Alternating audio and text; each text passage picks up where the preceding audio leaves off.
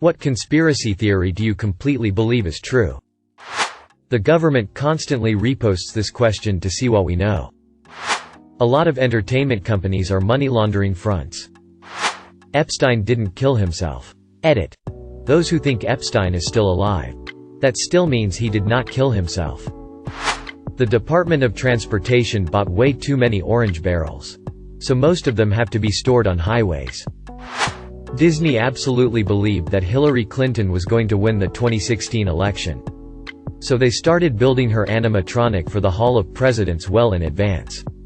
And after Trump pulled off a victory, instead of starting from scratch, they just kinda made a couple half-assed adjustments to the Hillary model and put it up on stage. Edit. Thanks for all the awards. I know I'm not the first person to ever notice this, or even the first to post about it on Reddit, but I'm glad I was able to introduce it to so many people. Maybe not Tupac, but at least one celebrity has faked their death and is still out there. Not a specific theory, but I have no doubt that the majority of leaks for the entertainment industry, video games, movies, TV, etc., are completely purposeful and meant to gauge general opinions before official announcements. Edit. Spelling. Thanks for my first ever awards. The Big Mac has gotten smaller so McDonald's saves some money.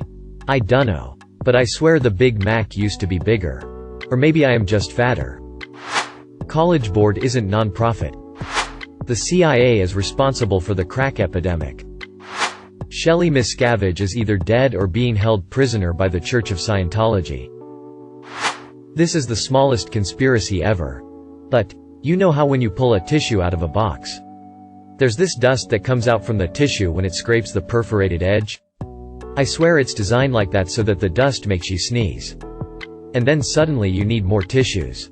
Rise up against big tissue. J. Edgar Hoover had ties to the mob and gave preferential treatment to certain crime families' organizations while crushing others.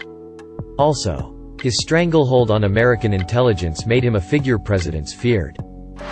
It sounds crazy, but I'm getting a sneaking suspicion that the Earth just might be spherical after all. AncestryDNA and the rest of those ancestry websites are run by the government to have access to people's DNA to cross-reference crimes, etc. I got a pretty harmless one. Stevie Wonder can see. The world's elites are in on it. Which almost got blown open when George W. Bush waved at him. Edit. Big thanks to all my Stevie Wonder truthers out there. Thank you all for this interesting dialogue. Automobile and oil companies have been working to impede or hide developments in renewable energy solutions. I'm in the Navy and we change uniforms a lot compared to other branches.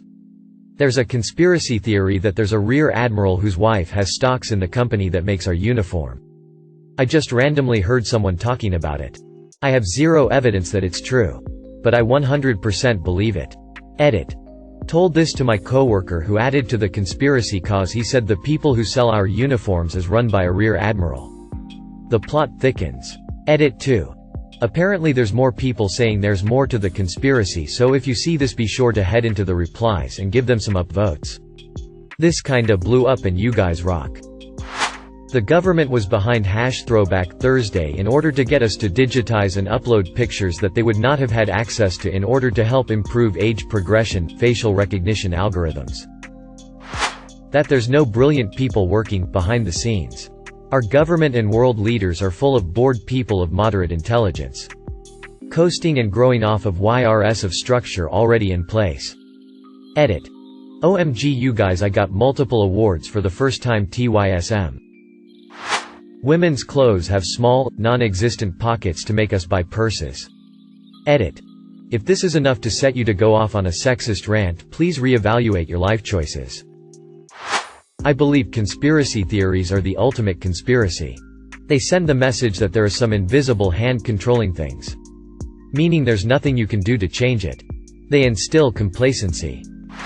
I still to this day believe that for every sock that goes missing in your dryer, it turns into a Tupperware lid in your cabinet that fits nothing.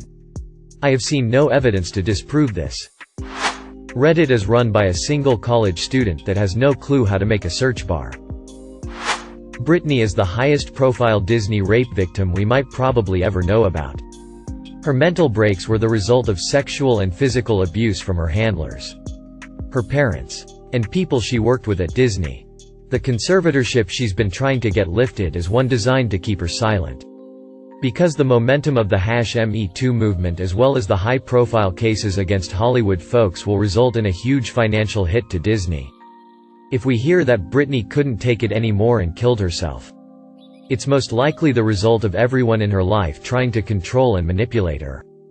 And they will likely kill her under guise of suicide. The U.S. military is a huge lobbyist behind not adopting socialized healthcare in college because those are the two main reasons that people join the military. With socialized healthcare in college, recruit numbers would plummet, and we would no longer be the military powerhouse that we currently are. Conspiracy theories seem to pale in their outlandishness when compared to actual history. The government is spying on us. The Patriot Act is terrible. And somebody is most likely watching me right now.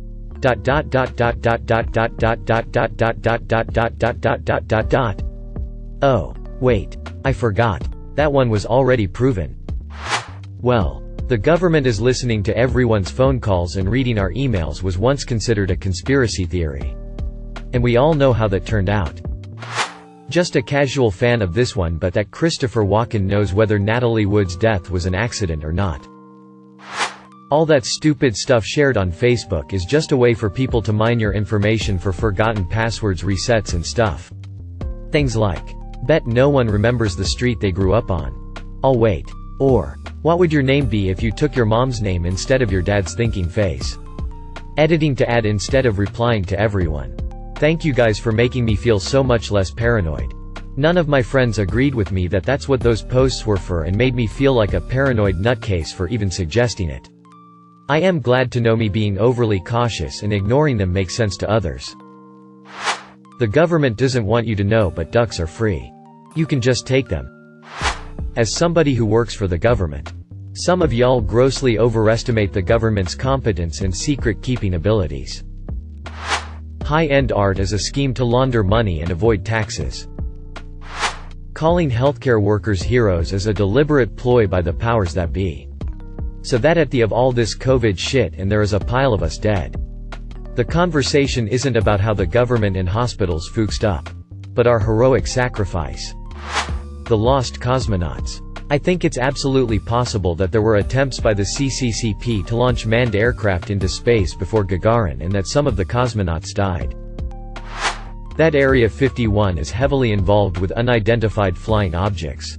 The only difference being that said unidentified flying objects have been designed, built and tested by the United States Air Force. Edit. To the 324 Redditors who have pointed out that this isn't a conspiracy. Thank you. Social media companies are manipulating people toward supporting the candidate of their choice. Whether it's Biden or Trump. I honestly can't say, it seems like they'd hate Trump. But he's wonderful at driving social media activity. But we do know Facebook has a history of manipulating users' emotions.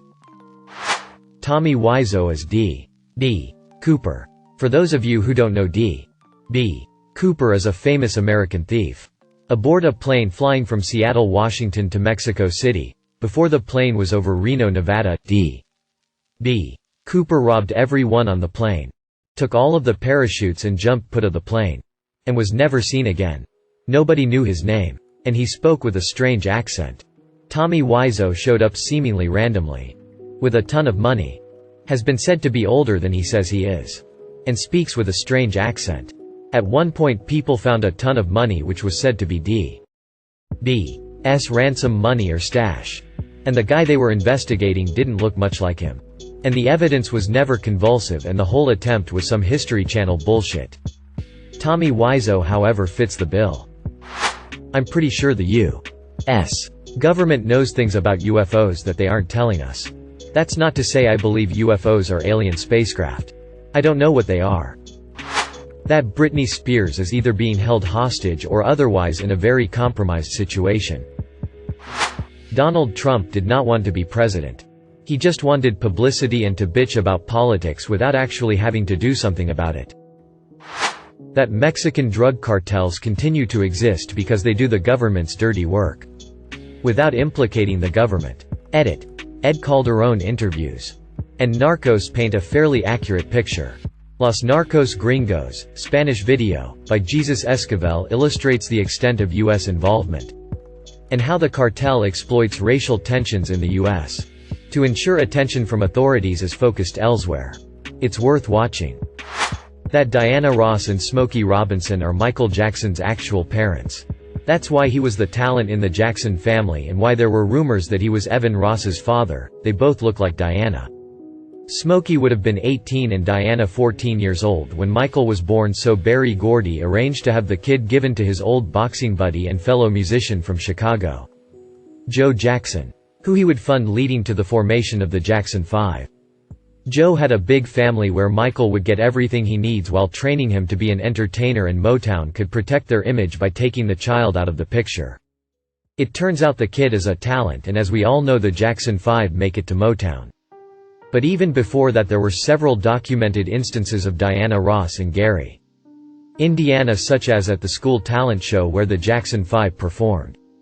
She has said multiple times on live television that Michael is her baby child. Says she's doing it all for him. And joked about him playing her son in a future movie. She has also said publicly she was in love with Smokey Robinson growing up, living on the same street as him in Detroit. Which is odd because he had a girlfriend during that time who he later married. Diana also changed high schools around the time Michael was conceived, when she would have gotten pregnant. She was going to Cass Tech to study home economics, and Smokey also enrolled in an engineering college around this time. Because they were soon to be parents and Motown hadn't broke big yet. A decade later the Jackson 5 auditioned for Motown in Detroit. Then did a second performance at a Motown get-together at Berry's house. And Michael has stated that at that point Diana told them she wanted to take special interest in their career. There's a movie called Double Platinum which stars Diana Ross and is about how she gave up her kid for her career and later reveals to the kid she's her mother when she sees that the kid has talent.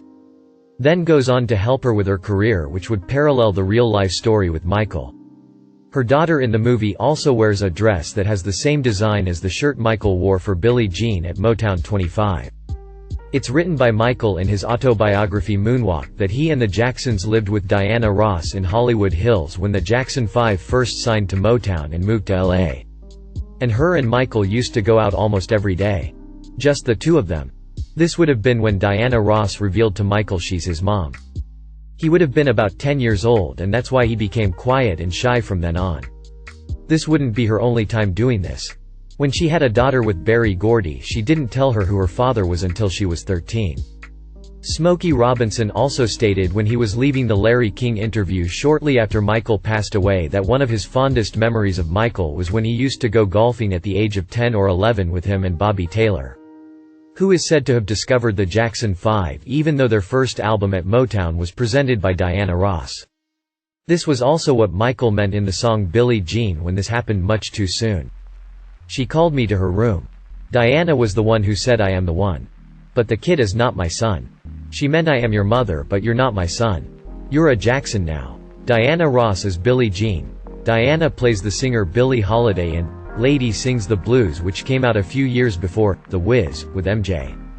This is also what the song Dirty Diana is about.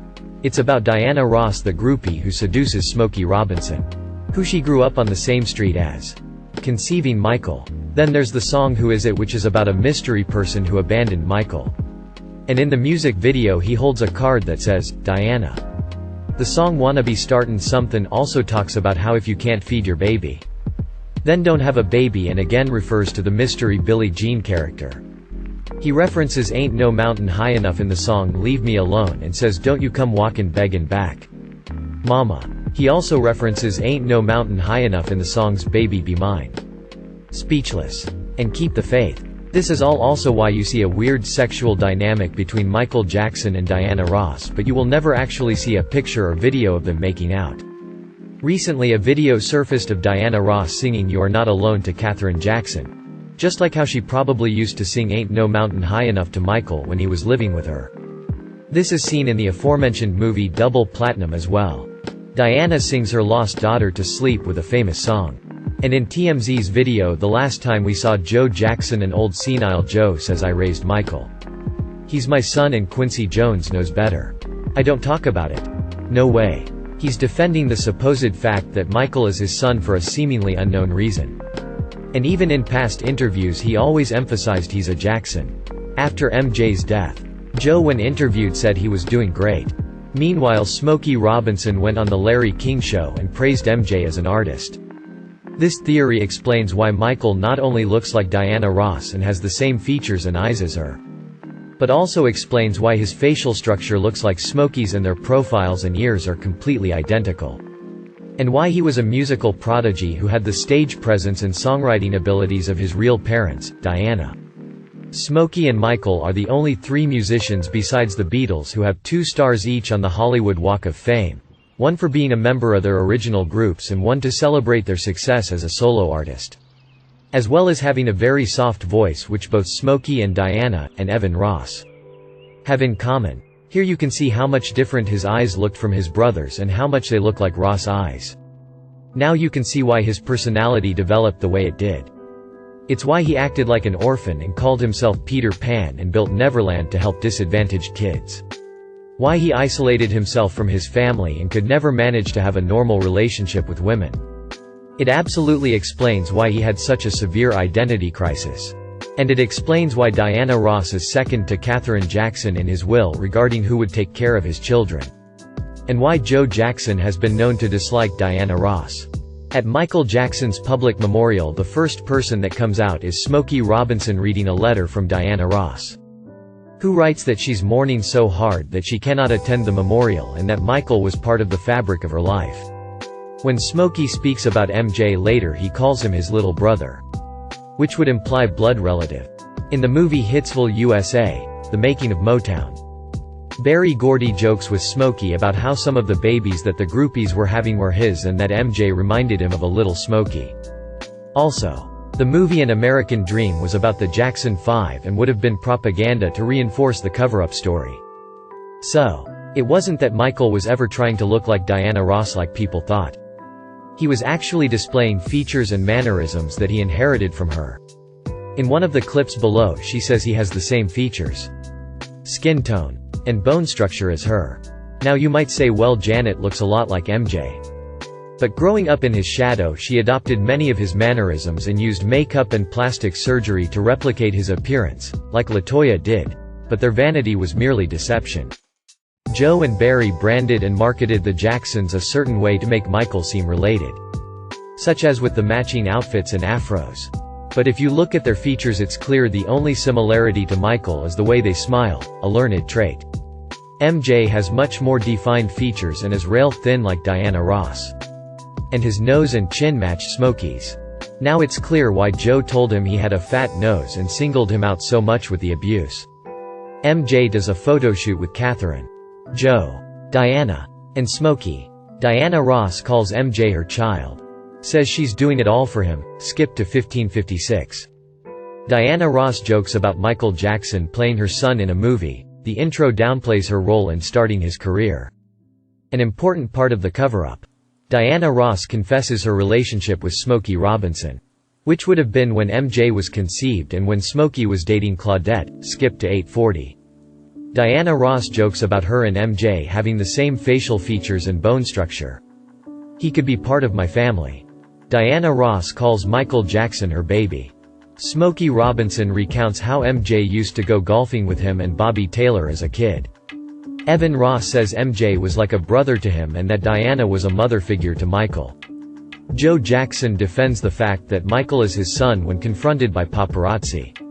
Smokey Robinson reads Diana Ross's letter at the beginning of Michael Jackson's memorial.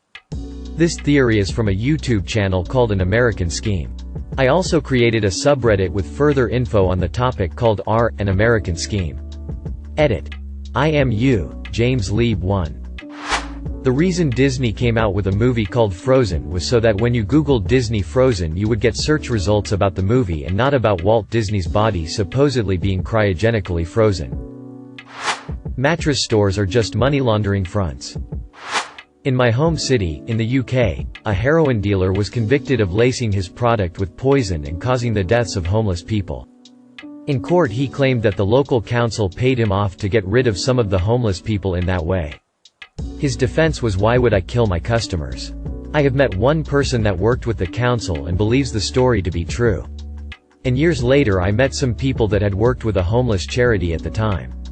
They claimed they knew it was the case, but there was nothing they could do to prove it, expose it." Thank you for watching. If you enjoyed this video, don't forget to drop a like. If you would like to see more content like this in the future, subscribe and turn on notifications to be notified about future videos. Now check out one of these interesting videos.